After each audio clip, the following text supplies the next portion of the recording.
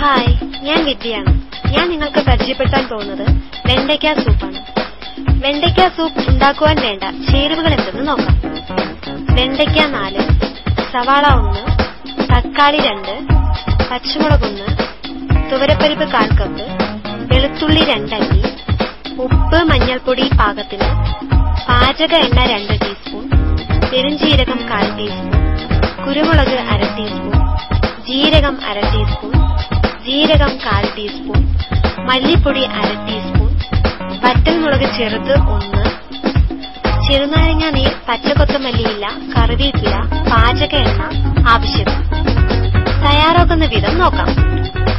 വെണ്ടയ്ക്ക കഴുകി കഷ്ണങ്ങളായി അരിയുക. സവാള തൊലി കളഞ്ഞ് ചെറുതായി അരിഞ്ഞ് തക്കാളിയും ചെറുതായി അരിയുക.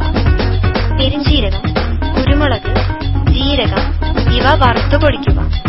ചീനച്ചട്ടിയിൽ എണ്ണ ഒഴിച്ച് വറ്റൽമുളക് നുള്ളിയിട്ട് ജീരകവും ഇട്ട് മൂക്കുമ്പോൾ അതിൽ വെണ്ടയ്ക്ക ഇട്ട് വഴറ്റി പച്ചമുളകും 4 പിളർന്നിട്ട് വഴറ്റി വാങ്ങി വയ്ക്കുക. മഞ്ഞൾപ്പൊടി ചേർത്ത് പരിപ്പ് വേവിക്കുക. സവാള ചെറുതായി വഴറ്റി കുക്കറിൽ ഇടുക.